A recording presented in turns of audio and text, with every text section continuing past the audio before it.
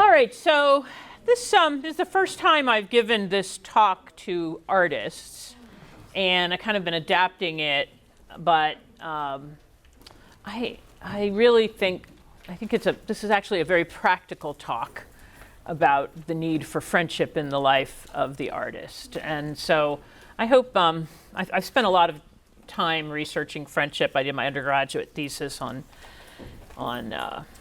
Cicero's De Amicitiae, which is on friendship, and I spent a lot of time thinking of this topic. But I think one of the big things, I think it's really particularly for us who are kind of career isolationists. We need friendship, and we need the pure form of it. But I just want to do a little commercial first.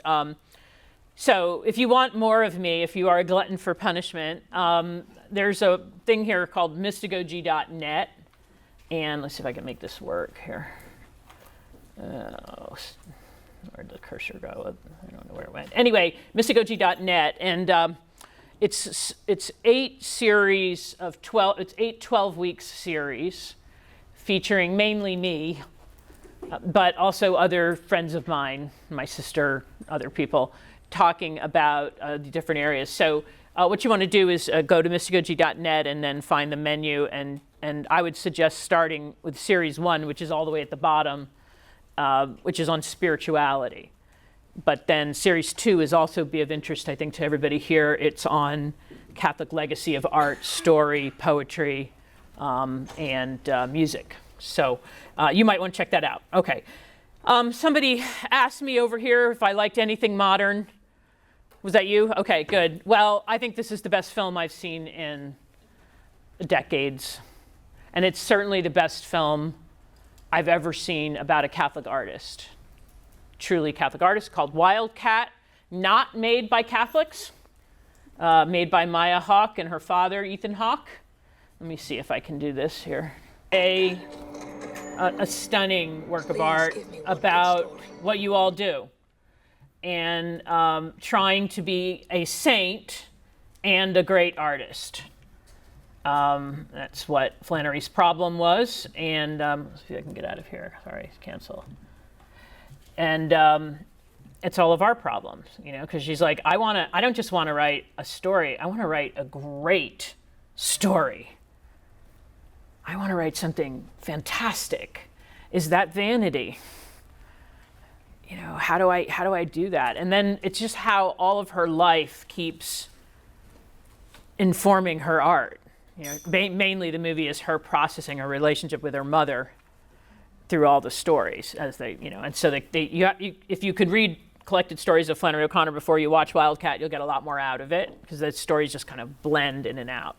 But it's a truly creative piece, and I love that it's not made by Catholics, but is profoundly respectful of Flannery O'Connor's Catholicism and her desire for sanctity. So check out Wildcat. Okay, hopefully I redeem myself by that recommendation. All right, so friendship, huh? The greatest thinkers never tire about talking about it. Plutarch says, I don't need a friend who changes when I change and who nods when I nod. My shadow does that much better. Helen Keller, so long as the memory of certain beloved friends lives in my heart, I shall say that life is good. C.S. Lewis, what? You too? I thought that no one but myself. He said that's the moment when friendship begins. And Einstein, you meet people who forget you. You forget people you meet. But sometimes you meet those people you can't forget. Those are your friends. Interesting. Or your enemies, huh? So Aristotle says friendship is not only invaluable, but also beautiful. That the art of friendship is beautiful. And he says being a good friend and being a good man is the same thing, essentially. In fact, he says both things are dependent on each other. Okay. Finally, Cicero, who really wrote the most on this, probably of the ancients, says they take the sun out of the sky when they take friendship out of human life.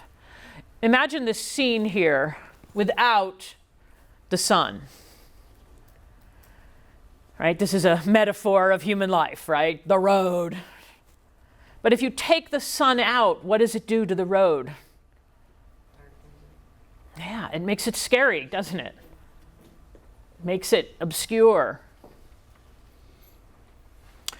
So the truth is, this is serious business for all the smartest people in human history. And in the era of Facebook, we've lost this seriousness, right? I have 4,967 friends on Facebook. Right. I mean, it's pathetic to use that word. We have to have another word. These aren't friends. But we've cheapened this word, haven't we? I think for most of my students, a friend is somebody who doesn't hassle me. And then that's pretty much where it is. It's a tremendous value that has been lost. Saints need friends. And one of my favorite things to do is read about friend saints. You have amazing, some of the greatest works in the history of the church have been accomplished by these partnerships. St. Ignatius and St. Francis Xavier, good grief. Was that a happy meeting at the University of Paris? St. Francis de Sales and St. Jane Chantal, St. Sergius, St. Bacchus, St. Vincent de Paul, St. Louis de Marillac. I mean, they literally changed Europe. St. Vincent de Paul still with us, changing things. St. Basil and St. Gregory, etc.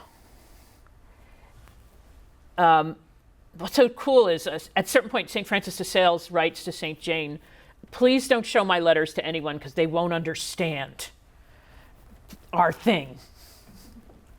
They won't understand. And you see that in several of the saints. John of the Cross, Teresa of Avila, we could go on, right? John of the Cross says, we become what we love. And there is no surer pathway to the throne of God than friendship with the friends of God. Hence, an artist's retreat. Because there's other ways to get to the throne of God, suffering, cancer, whatever, but friendship is a much nicer way. But there's no surer way. And also, I have to say, the opposite is also true. There's no surer way away from the throne of God than friendship with the friends of the world. They're our mission field. We love them. We would die for them, but you don't necessarily share your soul with them. And St. Elred's going to talk about that. So in the same way that saints need friends to do the will of God, I tell you artists need friends. Here's a couple of famous ones. Who knows who this guy is? Come on. Only you people would know that. Yes. Right, huh? And how about her? Aha. Nah.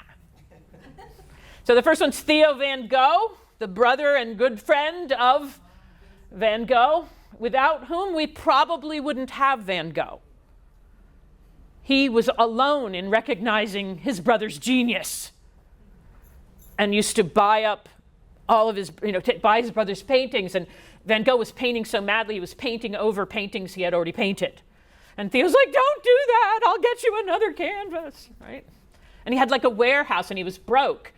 And people would come and say, yeah, I'll give you 50 guilders for that one. He's like, I can't spare it. These are precious, these are my things, right? Theo believed in his brother.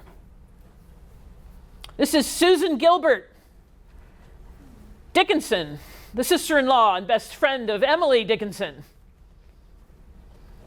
to whom 800 of Emily's poems were personally written. Of the 1,700, half were written for Susan. She's the only one who knew what was living across the street.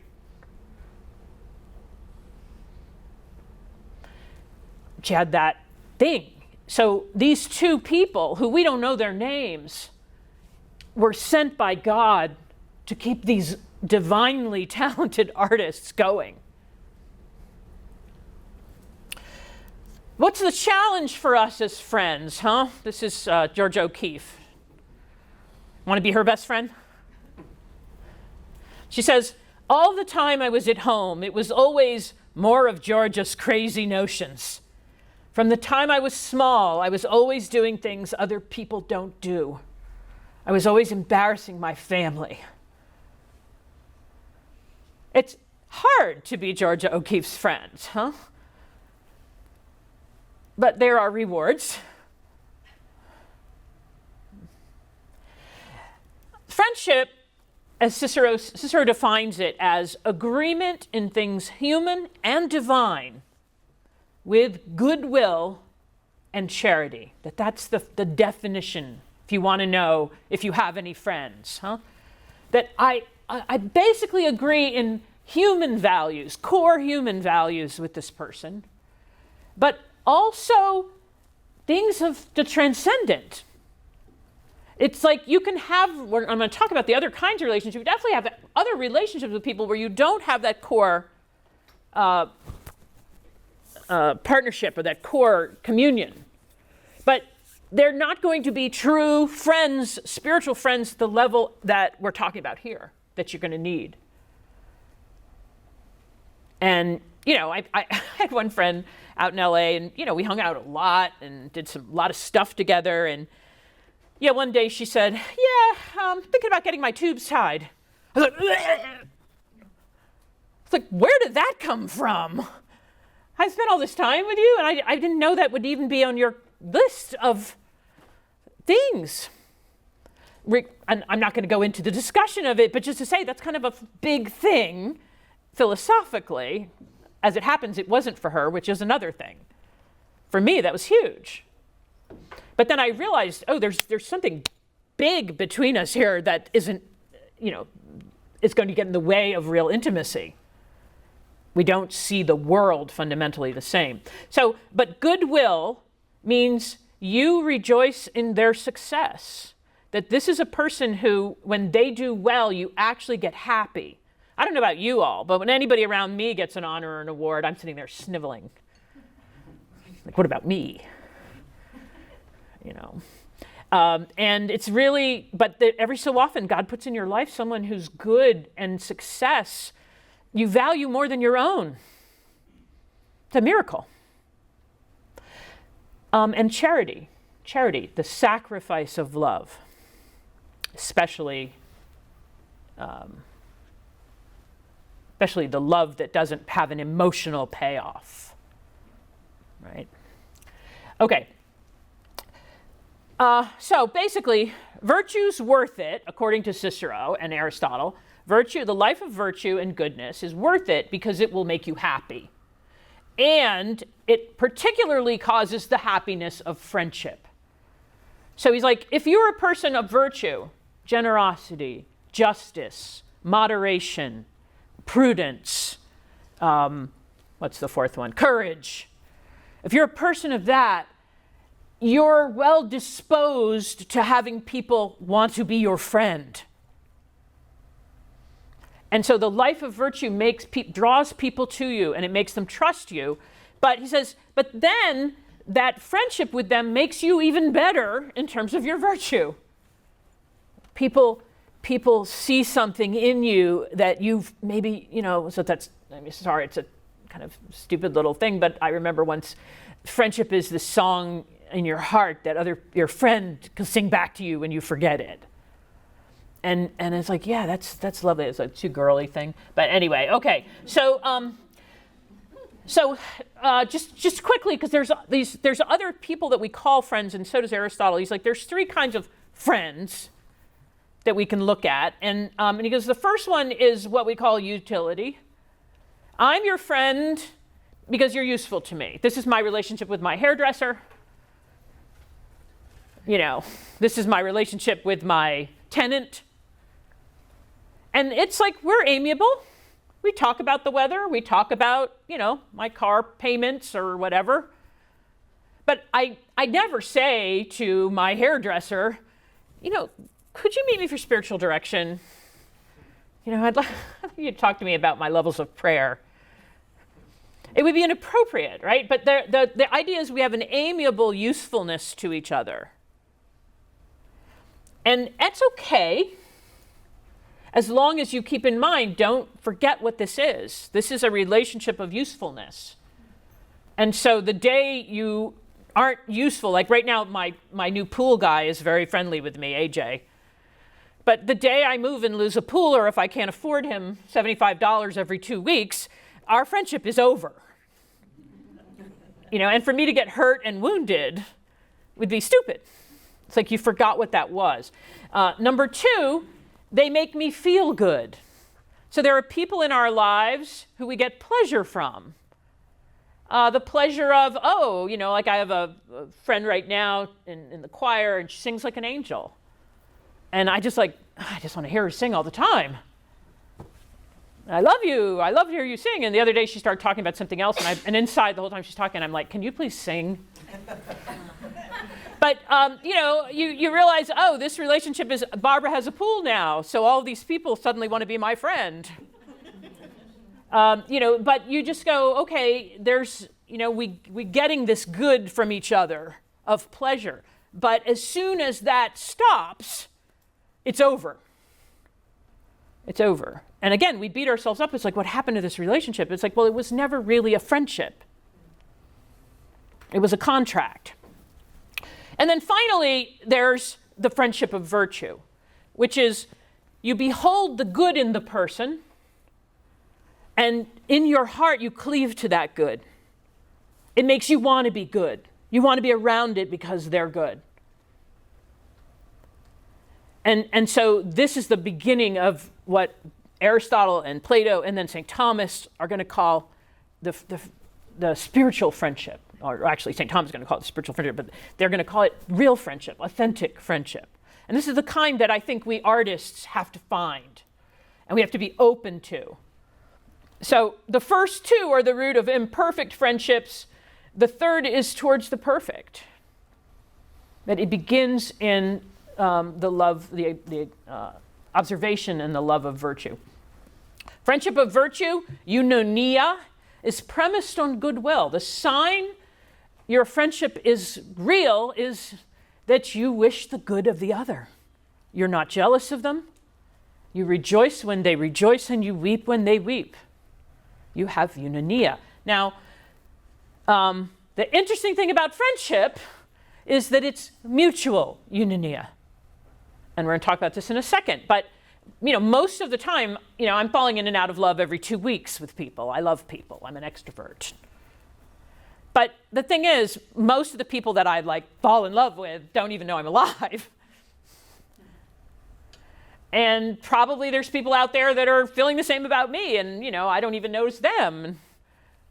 I had a guy the other day say, I drove by you in the parking lot, and I called your name, and you didn't even look up. And I was like, oh, I'm so sorry. And he was stung. And I'm like, Fred, get a life. But, but no, I was like, I was thinking about something. But if it was one of the persons I loved, then I'm like, hi, right? But that's the thing. So the miracle of friendship is this mutual eunonia. It's very rare. Okay, we said this. Now, St. Thomas Aquinas says this kind of cultivation of this thing, friendship of virtue, is authentic self-love. It's like we have to have, self-love can be wicked, but there's an authentic self-love which nurtures the God image in us, that nurtures God's plan for us. And you find a friend, you pursue a friend who does that for you. This is authentic self-love. It's worth the investment. Friendship is an activity. It's not theoretical. You can feel friendly towards someone in your mind, but until you actually spend some time with them, it's not really friendship. So the sign you have a friendship is that you seek each other's company. You find joy in mutual activities, usually doing good things. And you make good things happen for each other, just some of the signs that you're a friend or that someone is your friend. And one interesting thing, try while I'm talking not to be thinking about all the people who call themselves your friends. Try to be thinking of you as the friend, right? It's really easy to go, yeah, she's let me down, and he's let me down, and I'm surrounded by people who are false friends. And it's like, well, how about you? So mutuality, just want to say, St. Elred of Rievaulx, who wrote the classic Spiritual Friendship, it was requested by Bernard of Clairvaux in the 12th century. He was called a genius of friendship. He said that mutuality is a sign that it's willed by God, that this is a gift coming from God. Now, we're not talking about like two people who have the hots for each other. That's not what we're talking about. This is not infatuation. This is two people looking out towards God, standing shoulder to shoulder, and kind of being open to trusting each other because they see the good there. They behold the good. So I say most people, this is how, we're firing love at them, and they just don't even know. I love this. It's come to my attention that you have no idea I exist. Okay. So the other thing is, friendship has to be an activity, and it has to be chosen. Aristotle says a friend to all is a friend to none. So there's an exclusivity here, because friendship takes time. You have to invest in it. And you're doing it, it's like, we're going to grow in virtue together. We're going to grow in our vocation together. We're going to help each other.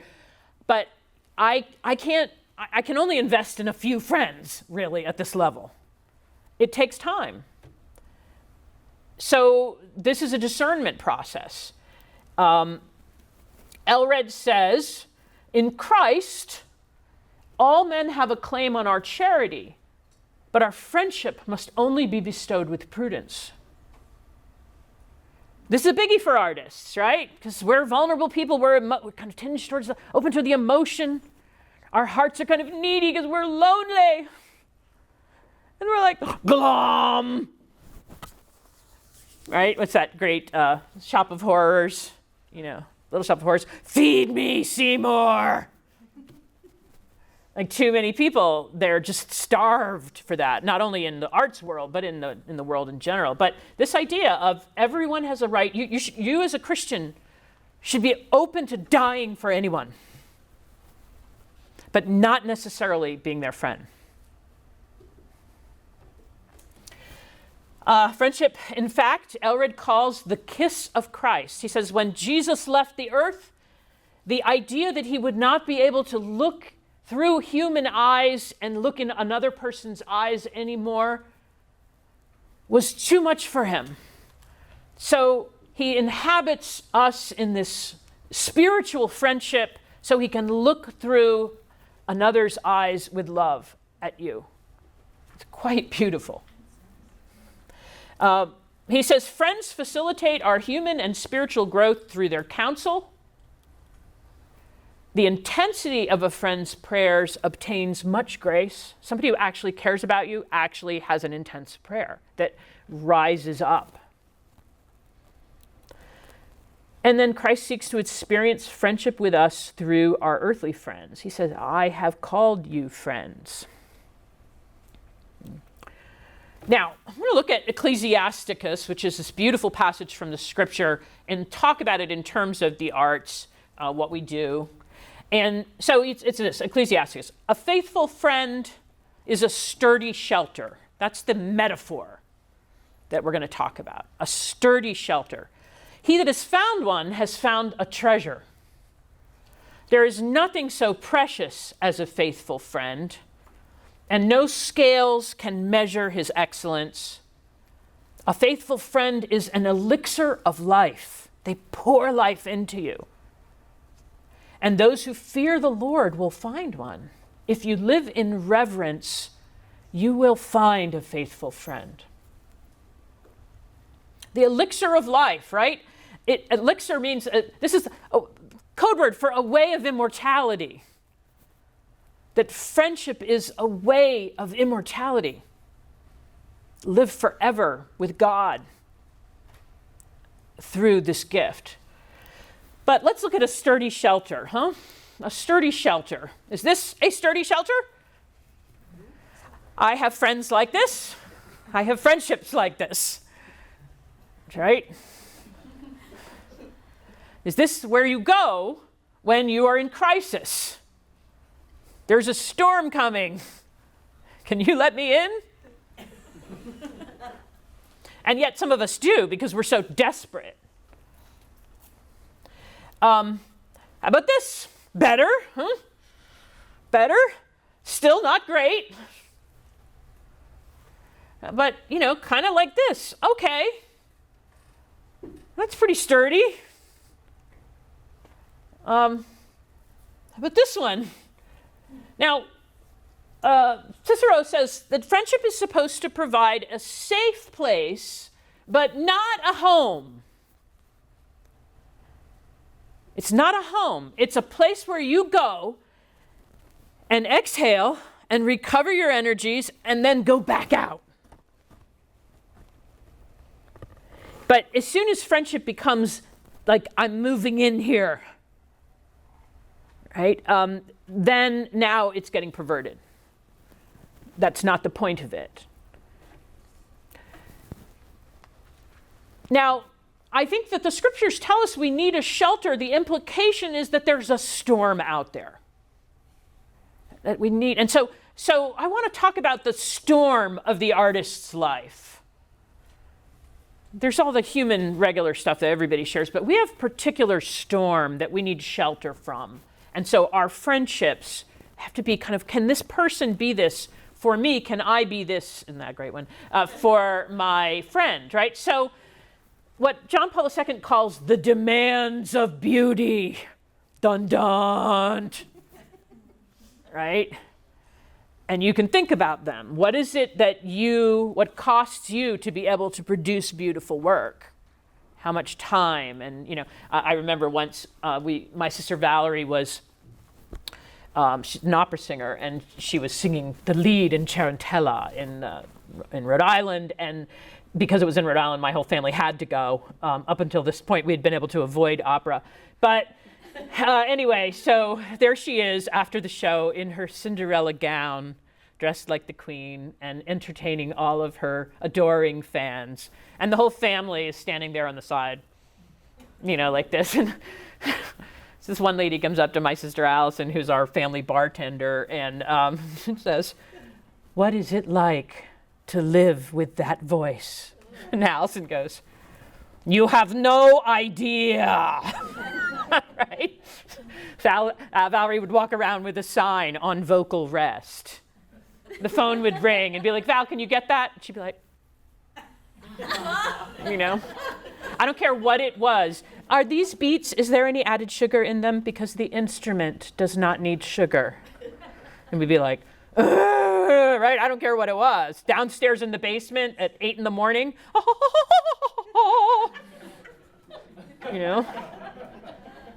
Yeah, you have no idea. Anyway, so the demands of beauty, the dictates of art. But particularly, these are the storm of our lives. Isolation, insufficiency, rejection, collaboration, instability, and then success itself. Let's look at these things kind of quickly. So one of the things we're looking for in a friend is somebody who understands when we disappear. And that we're not disappearing from them because we're ghosting them or trying to be spiteful. It's that I need to be alone. Like James Baldwin says, the primary distinction of the artist is that he must actively cultivate the state which most men necessarily must avoid, the state of being alone. Solitary confinement is a punishment, but we kind of need it. But, what did Baldwin know? Kind of hack writer. So we need a sturdy shelter who can withstand the times where we come and go. At the same time, we try not to be cruel. Don't be cruel. Be like, don't you understand? You idiot. I'm a great artist. Don't do that. Your charm ceases to become charm the minute you become aware of it, right? So then we need a sturdy shelter in creative weirdness. Here's Monet. Color is my day-long obsession. joy and torment. Try to be friends with that. Try to have like, so how you doing today, Monet? Color. I'm on purple. You know, it's like, okay, you want to get some coffee? We can talk about it, huh? But somebody had to put up with that so Monet could do Monet. Like, thank God his obsession and torment was color. Right? You know? We need somebody who can understand that creativity time is not selfishness. Our sturdy shelter of friends have to understand this thing of Van Gogh saying, the only time I feel alive is when I'm painting. That's not him being, would you stop being so full of yourself? You know, you're going to end up cutting your ear off. But think about it, that somebody has to be, they have to kind of understand that you're not being selfish. It's like there's something driving you. And you need them to say, there's a film that's kind of bleh, but there's some parts of it that are so great. It's called Pollock. Did anybody see it? A few years back. But Marcia Gay Harden won the Oscar for playing the wife of Pollock. And she embodies this so beautifully. Like he's sitting there for 6 weeks staring at a white canvas. And she's walking by, how you doing, Pollock? Like just putting the food down and going away, right? And it's like, okay, that's the terms here. But again, you know, what does Van Gogh know? You know. But this person needs a special kind of friend. And not just because this one happened to be a little mentally ill, but because this art is, you know what it takes to create an image like this? How much it pulls out of the person? Sturdiness in isolation. That means that you don't have a friend who tries to remove the isolation. You can't have that. You say, I'm so lonely, I've been working on this painting, and somebody says, well, why don't you just blow it off and let's go out and go to the bars tonight? And it's like, no, this is my cross. Don't talk me down off my cross. Maybe once in a while. But they have to say, I know it's hard, but I'm going to pray for you while you're in there. And you know what? I'm going to cook you dinner. But I'm not going to talk you out of it because there's no great art without it. So, sometimes the friend will enter into the isolation with you and be quiet and prayerful and supportive, just being there, believing in you. To remind the friend to keep turning the isolation into solitude. What's the difference between somebody in a solitary confinement prison and a monk in a cell? Well, one of them is alone and one of them is alone with the alone. And so sometimes we need to hear that. We need to be reminded we're not alone in this. And then to bring some order, you know, in the isolation, fresh flowers, food, do the laundry. One time I was working on a screenplay. It was so intense and we were, it was like just rush, rush, rush. And I swear my UPS guy thought I had like diphtheria because I was in my pajamas at 2:00 in the afternoon. And, and I would answer the door and I'd be like, hi, a little sick. It's like, not sick, working on a movie, right? But it looks like sick. And so sometimes that, the isolation can be hard because other things have to fall off. But a good friend is not threatened by that. Insufficiency, this is you're not enough to realize the vision you have. This fundamentally humiliating thing. But to be the friend in that and say, you know what? It's really good. I can see how good it is. You're good. Or, you know what? This is okay, but it's going to get better because you are better. But not, maybe you need to quit. Maybe you need to be thinking of that realtor job. Here's a pamphlet about a course in pool cleaning. No, that's not what you need. Sturdiness in rejection, when everyone doesn't get your work, and then you don't get any, I have a friend who's an actor, and yeah, she went through a really tough time. We were roommates at one point, and she's like, I've done 50 auditions and I haven't had a call back. You know how hard that is? 50 times going and da-da-da-da, da-da-da-da, da-da-da-da, and then, thanks, next. It's just horrible.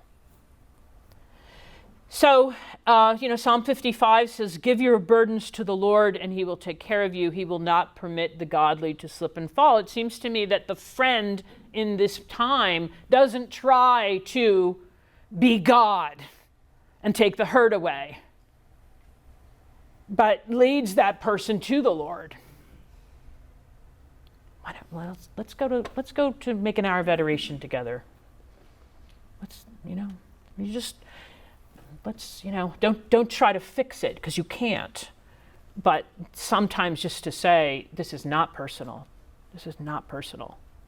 This is stupid, lame business. Sturdiness in collaboration, right? This is sometimes the hardest thing, when you have to put your work in front of other idiots who are not as talented or informed as you. And you have to take their notes and their feedback.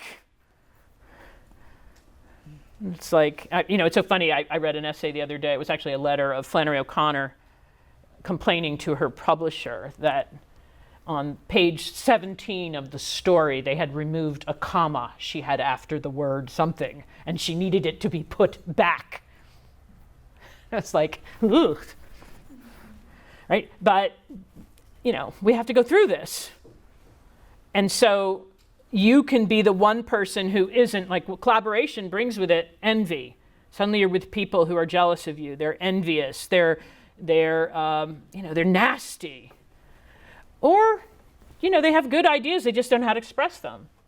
But your friend can help you weather those things. Cicero says, to give and receive advice, the former with freedom and yet without bitterness, the latter with patience and without irritation, is particularly appropriate to genuine friendship. So if you can't hear from your friend any advice, you have a problem. Of the same extent, I don't think God gives us friends to fix us.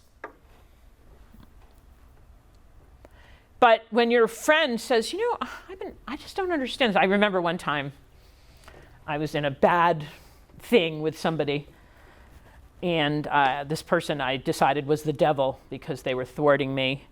And I had a friend say to me, she's listening to the whole story, and she started laughing. I'm like, why are you laughing at me in my rage?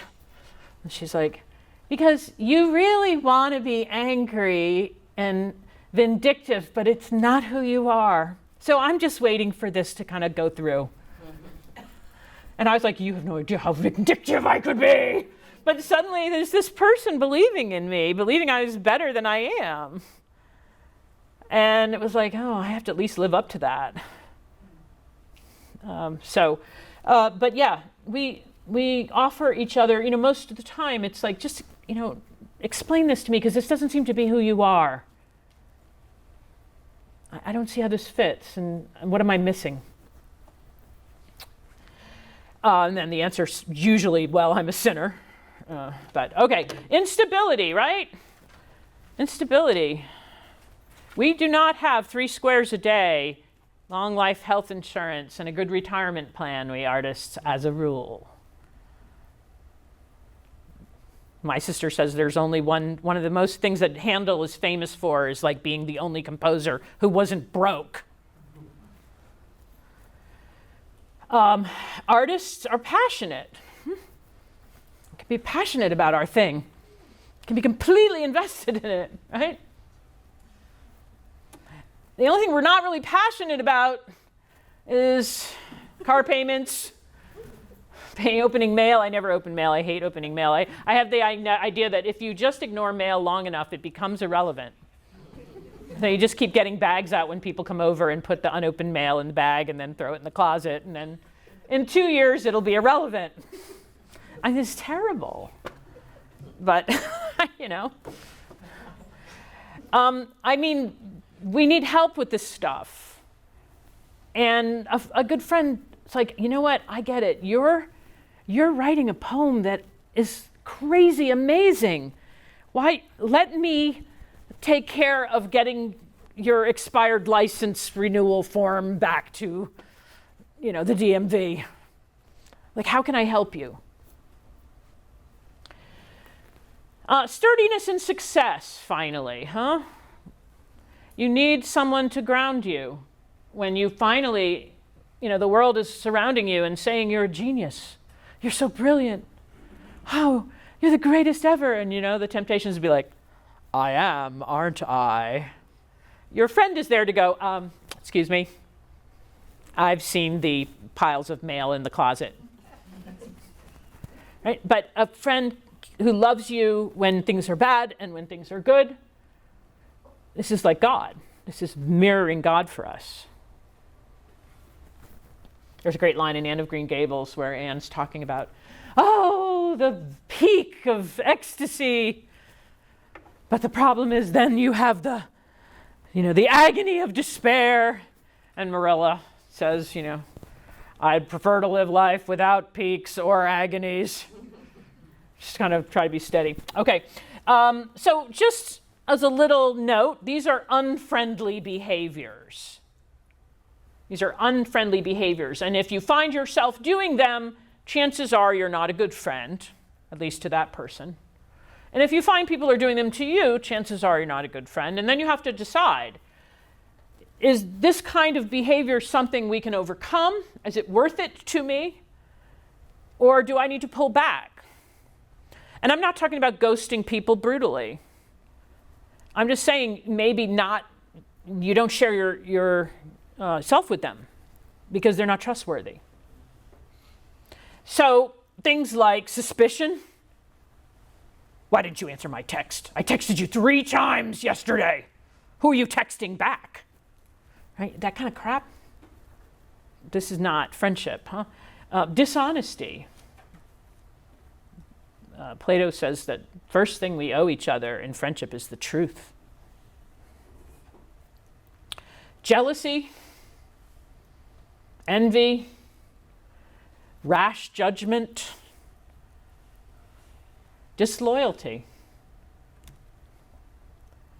testing, and excusing wickedness. This is not a friendly behavior when someone says, I know when you stole from your employer, you were doing it for a good reason, and I'm on your side. This is not friendship. Yeah. Like, going back to your previous remark, what if you, have a friend that's, a great friend, but, somehow, doesn't really, isn't really, fully practicing Catholic, if you know what I mean? Mm-hmm, mm-hmm. Do that? Well, I mean, that you're getting to core values there, core values. I think you can have, if there's human concord on justice and prudence and temperance and courage, if the cardinal virtues you have in common, but it's like we can have a degree of trust here, but in the end, your value system is going to be conditioned by the other 3 virtues: faith, hope, and charity. And that's going to be an issue. Unless they have profound respect for you, where they can say, okay, I don't get your faith thing, but I get that you get it and that it's important to you. But you can only go so far with that, right? If you can't share Jesus and what he means to you with your friend, it's going to be a little bit, you can only go so far. So the question is, what's the biggest thing in your life? What's the biggest thing in your life? I ask you, what's the biggest thing in your life? Hopefully, what you wish was the biggest thing in your life. If not, what is the biggest thing in your life? God. Okay, that's the right answer. So yeah, that's the biggest thing in my life, and my friend and I don't share that in common, we're going to have an issue.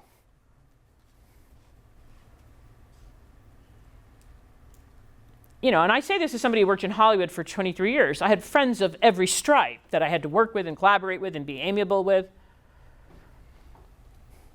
But I learned really fast, I think I have a slide of it here coming up, to start saying, are you my friend or my mission field? Because it's really different how you treat people when you understand that. It's like with my students. I have a lot of students who are, young people are all beautiful. They're all attractive. They're all they have all this potential and energy, unless they're smoking pot and on the internet. But the truth is that young people are very, fascinating and appealing. And so, but I cannot be friends with them. I'm their teacher. We don't have the parity that Aristotle wanted in experience and in time and age and wisdom. We're not at the same level. So he says there has to be some parity. Does that help at all? Yeah. Okay. So a friendly behavior, on the other hand, is sacrifice. Do you want to know who your friend is? Who's the one who has sacrificed for you or sacrifices for you readily? When I had breast cancer, there were some people who just disappeared because breast cancer is scary to people. They don't know what to do. It's not that they think they're going to get it. It's just they don't know what to do. But then I had a couple other friends just show up. Yeah, Barbara, I just put 3 frozen dinners in your freezer. And your chemo's tomorrow at 10. I'm going to be here at 9:45 to pick you up. Like I didn't even have to ask.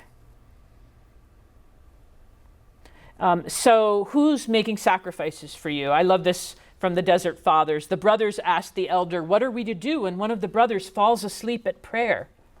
The old man answered, I would place his head on my knee and stay all night in chapel praying on his behalf. How beautiful is that? I wish I'd had that when I was a nun. I spent half my religious life sleeping in chapel. But I'm an extrovert. When there's nobody to talk to, I just go, right? So are you my friend or my mission field? St. Augustine says, particularly when I am worn out by the upsets of the world, I cast myself without reservation on the love of those who are especially close to me. I know I can safely entrust my thoughts and considerations to those who are aflame with Christian love and have become faithful friends to me. For I am entrusting them not to another human, but to God, in whom they dwell and by whom they are who they are. So there it is, right? And finally, this is just an important thing to remember, even true spiritual friendship cannot quell the fundamental isolation in which we all live in this valley of tears. No one can fill us up completely. As St. Augustine says, our hearts are restless until they rest in God. So when you put the burden on a friend of, make me feel better, make me not scared, make me not feel alone, make me feel like I belong, it'll kill the friendship. St. Augustine says, what agonizing birth pangs tore my heart, what groans it uttered, O my God. You alone knew my pain, no one else, for little of it could I express in words to my closest friends. Could their ears have caught all the tumult that raged in my soul when even I had neither time enough nor eloquence to articulate it? You can't, we're in a valley of tears. But friendship is a beautiful thing that gives a shelter and a respite in that valley of tears.